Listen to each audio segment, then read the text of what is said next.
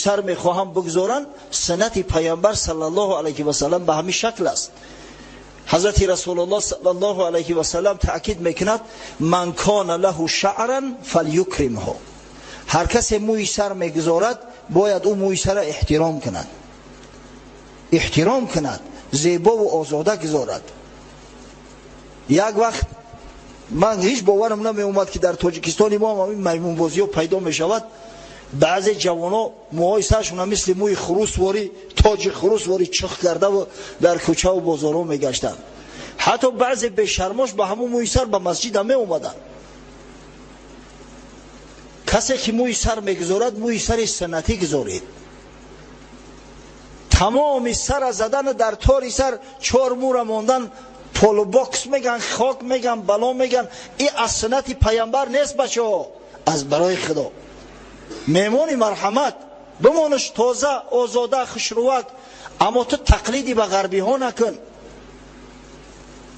یک دم میبینی که جوانای ما همه خودشون دیما بلند میکنن، پیشای سر میزنن، کفور دراز میکنن، رنگی زلفی عروسا بارین. یک دم میبینی که تمامی سر میزنن، در تاری سر 4 قیله بمونن. وقتی بازی فوتبال بود انتظار کشیدیم که کی زمانی بازی کمانده الجزایر میشود، کمانده مسلمانا مخلصی کنیم. کمانده الجزایر به میدان میبره، شکل صورت او را ببینی باورت نمیشود که همین مسلمانان. مردمی سبزینه با موهای سرشون همش زرد کردیان، تمام گردی سر زدگی 4 مو را در تاری سر تاج عروس برین گذاشتیان. ایامنوی کسافتیش بود که در بازی اول باختن، اخیر نبرمدم. آخه موی سر مونه نه که احترامش کنه، چکلی که پیغمبر صلی الله علیه و سلم تاکید کرده است. واقعا حضرت رسول الله صلی الله علیه و سلم موی سر داشت.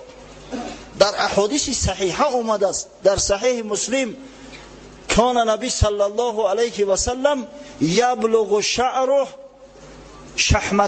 شحمتی اذنه، موی سر پیغمبر صلی الله علیه و سلم به نرمی گوشاش میرسید. سر ترتارش نمیگذاشت گرد اطرافش بزنه.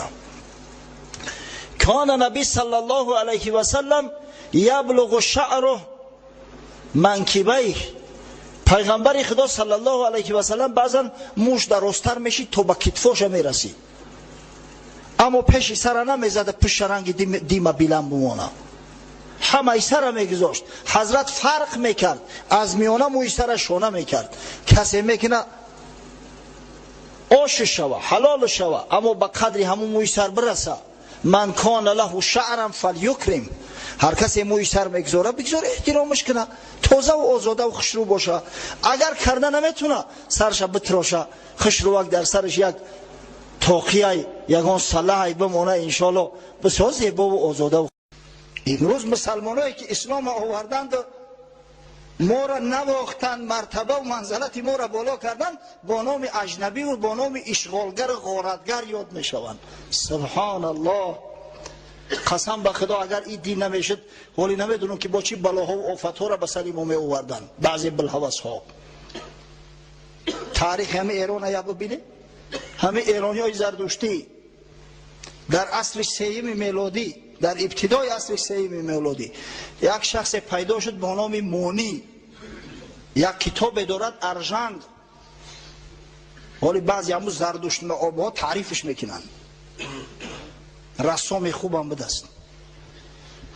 ادعا کرد که باید بین پاکی و بین ناپاکی جمع نیاین، جمع نشود هیچ وقت. نور با ظلمت باید آمیخته نباشد.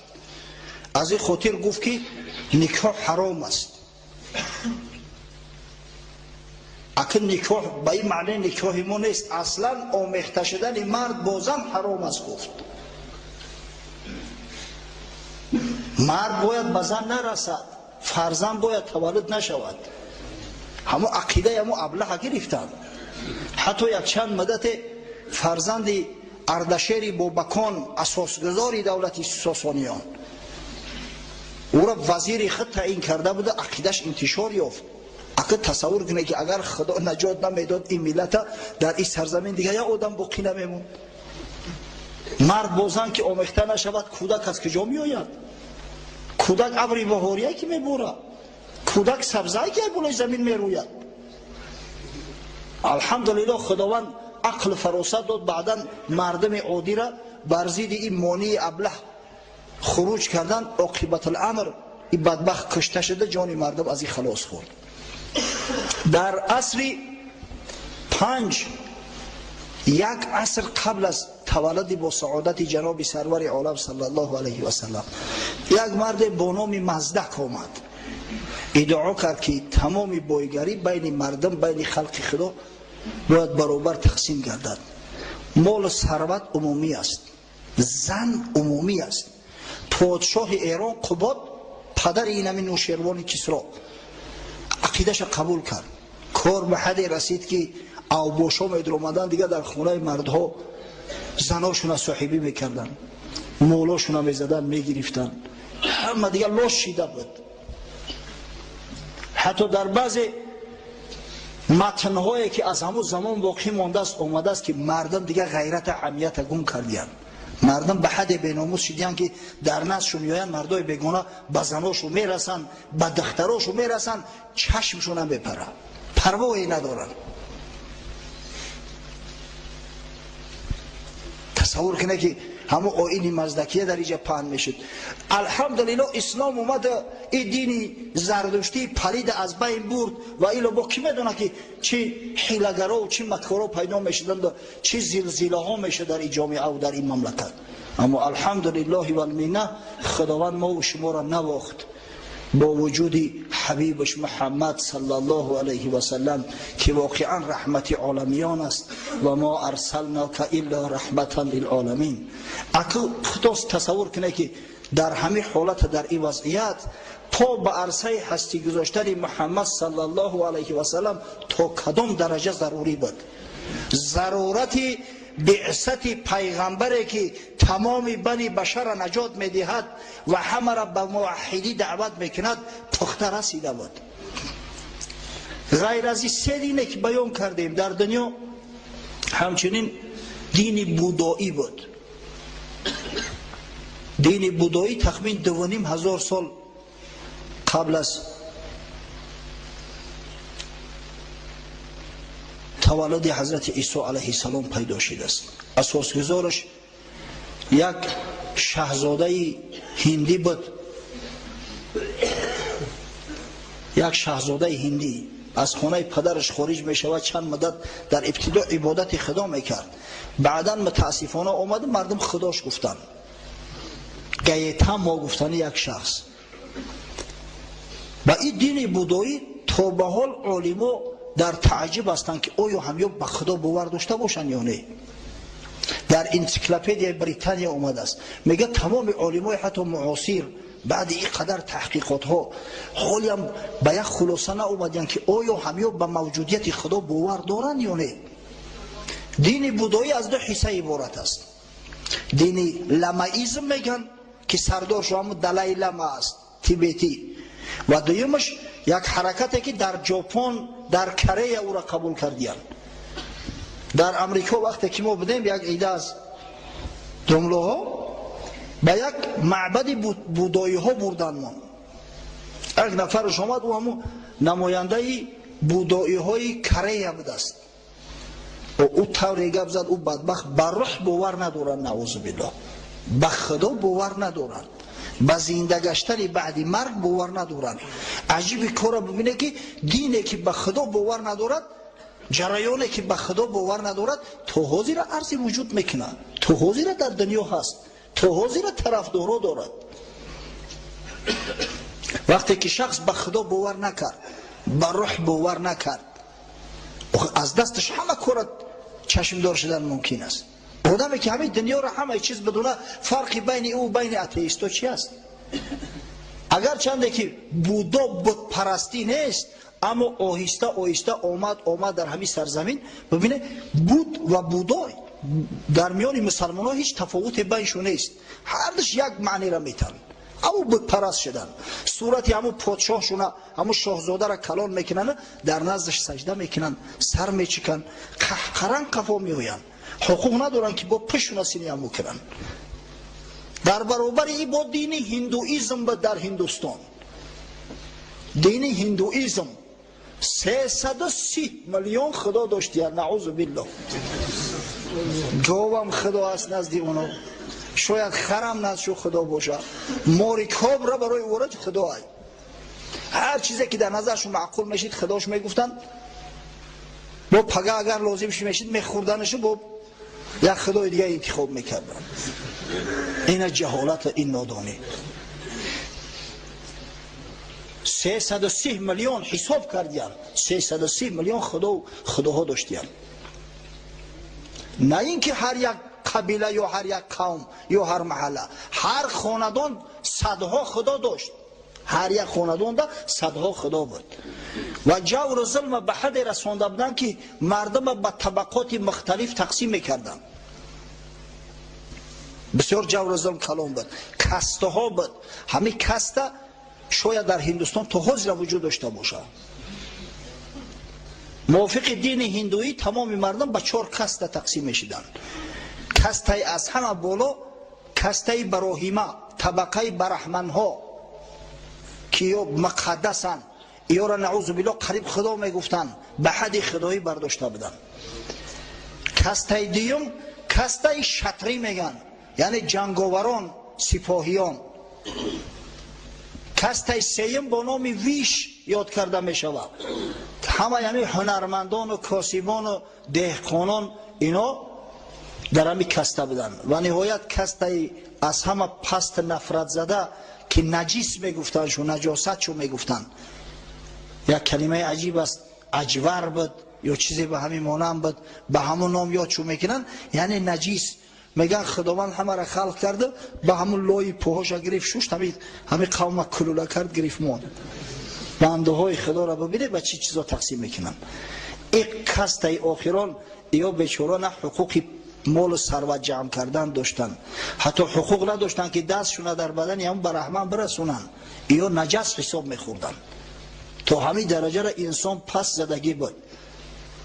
همین پستی و رذالت در دین زردشتی از اونا کم نبود.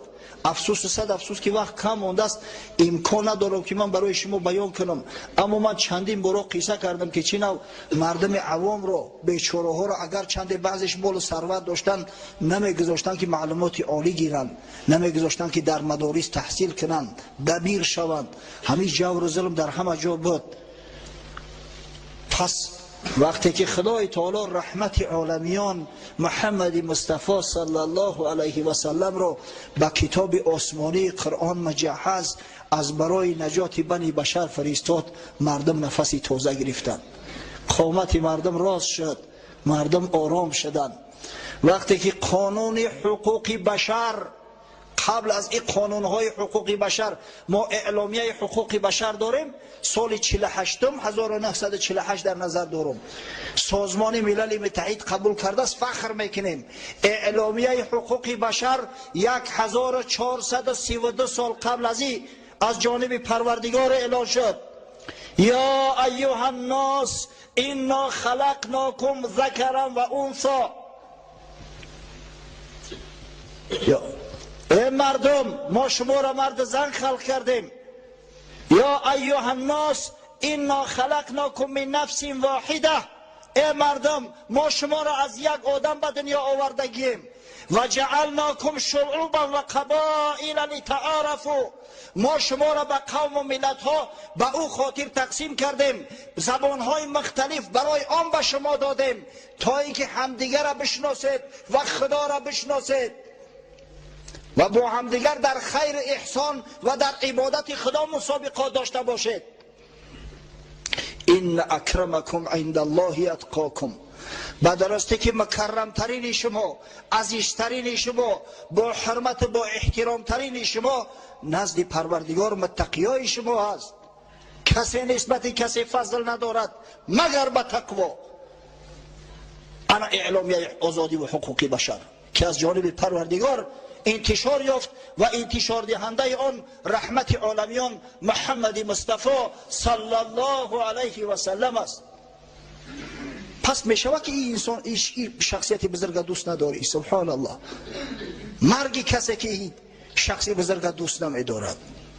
اما دوستداری سری دستکی نه، دوستداری باید دوستداری واقعی باشد، دوستداری صدقی باشد.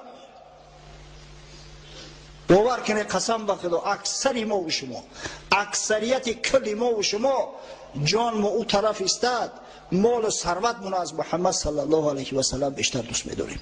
این یقینه. النبی اولی بالمؤمنین من انفسهم.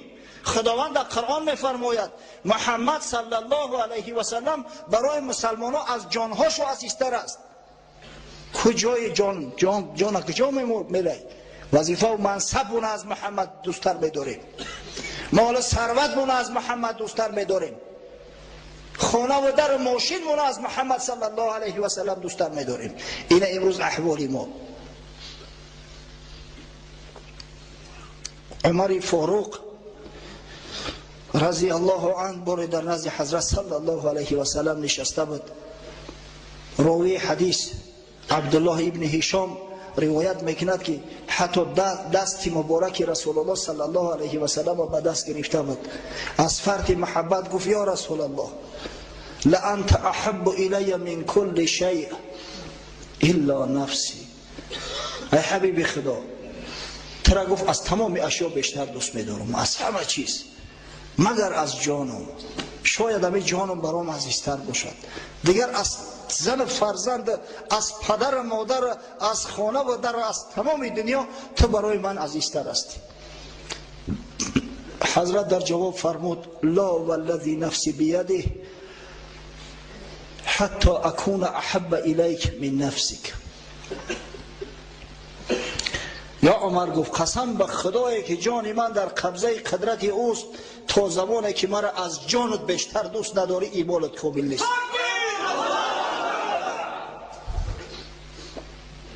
مرحمت میزان محبت. حضرت عمر اندیشه کرد که عمر آخه تو کی بدی و کی شدی؟ به شرافتی که خداشناس شدی، به شرافتی که خداپرست شدی، به شرافتی که الله ذوالجلال که خالق کل کائنات است ترا تعریف میکنه رضی الله عنهم و رضوا عنه. خداوند میگه از اینا راضی شده است. ترا کی وعده جنت داد در وقت زنده بدنت.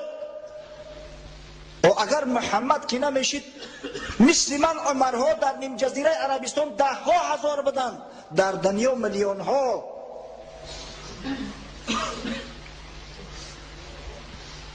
گفت فإنه الآن یا رسول الله والله لأنت احب الی من نفسی. ای حبیب خدا قسم به خدا گفت از جانم بیشتر دوستت میدارم. حضرت گفت الان یا عمر. یا عمر گفت الا که ایمانت کامل شد. خوب در خونه اندیشه کنی چند خد دوست میداریم پیغمبرمون. میزان و درجه محبت ما تا کدام درجه است؟ یک سنجش کنی خودتونه، بعد میفهمه که تو کدام درجه راست قول هستید یا دروغگو. متاسفانه شخصایی که دعوای محبت میکنن اما در اصل دروغگوی بیش نیستن در جامعه زیاد هستند. شخصایی که دعوای عشق و محبت میکنن در صورتی که فرسخها دور هستند از عشق و محبت محمدی و شریعت غرای او در جامعه خیلی و خیلی زیاد هستند. حضرت مولوی در مثنوی شریف قصه میکنند عاشق بوده است در ایام پیش، عاشق بوده است در ایام پیش،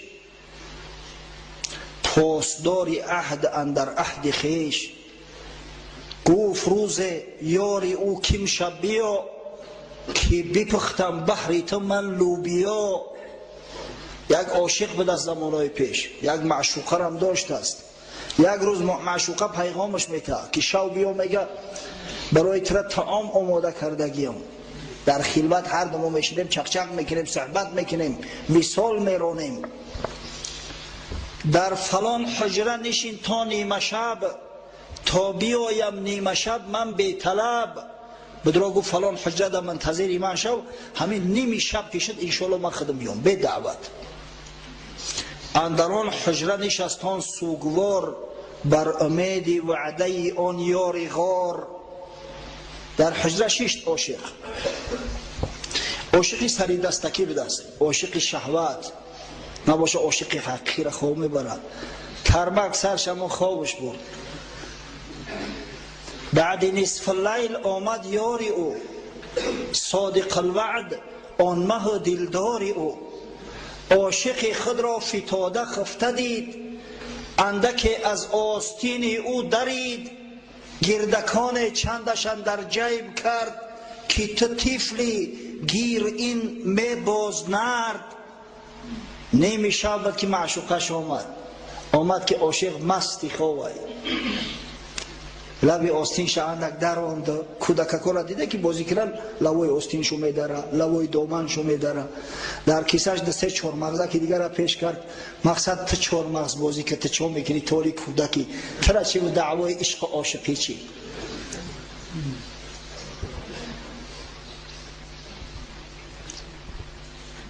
چون سحر عاشق از خواب برجهید، آستین و گردکانها را بدید. گفت شاهی ما هم از صدق و وفاست، آنچه بر ما میرسد آن هم زی ماست. سحر از خواب خیست، دید لبی آستین کندگی، کیسهش در دست انداخت که چهارمغز برمد. سبحان الله، گفت یاری ما واقعا صدق و وفا است. هر بلایی که به سر ما میآید از دست خود ما نی، وای به حال ما. همین بر ما هم هر بلایی که میآید، خود در این سرزمین باشه، خود در عالم اسلام باشه، همه از دست خود ما است. که دعواهای دروغین داریم، محبتی بر دروغ داریم. دعوا واهمه ما زیاد است، اما در حقیقت اگر ببینیم محبت محبت حقیقی نیست. انشالله اگر این محبت حقیقی شود، عالم گلستان می شود. اگر این محبت حقیقی شود، او سیادت قیادتی را که خدای تعالی برای اصحاب بزرگوار حبیبش محمد صلی الله علیه و سلم به تابعان این ملت، به تبع تابعین، به دیگر بزرگا هدیه کرد که مدت 5 عصر 6 عصر پیشگام بدن، پیشتاز بدن، شهسواری میدان تمدن بشری بدن. پروردگار باز از سر نو به این ملت عطا میکنند. پروردگارا میل محبت حبیبت محمد صلی الله علیه و سلم در قلبم جا کن. خداوند مساعدت فرما که محبت و محبت حقیقی باشد، نه محبت بر دروغ. پروردگارا ماه مولود حبیبت محمد صلی الله علیه و سلم را از برای امتی صائم قائم، از برای امتی بعار و بناموس، از برای امتی محب مبارک گردان. و خداوند فردا روز قیامت همراه حبیب محمد صلی الله علیه و سلم و دوستان محبان او، اهل این سرزمین، اهل این مکان، اهل این مسجد محشور گردان. ربنا افتح بیننا و بین قومنا بالحق و انت خیر الفاتحین برحمتك یا ارحم الراحمین.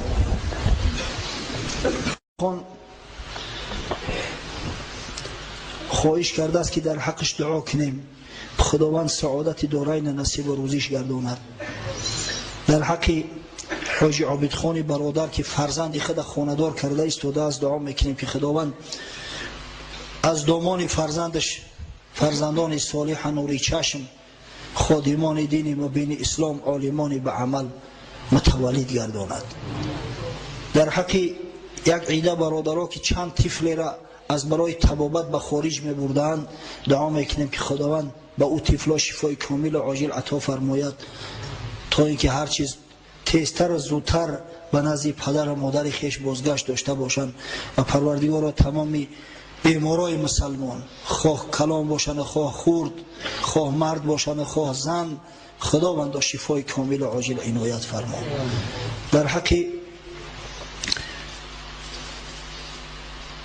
بعضی برادرها زنگ میزنن طلب دعا میکنن، اما متاسفانه از خاطر ما میره.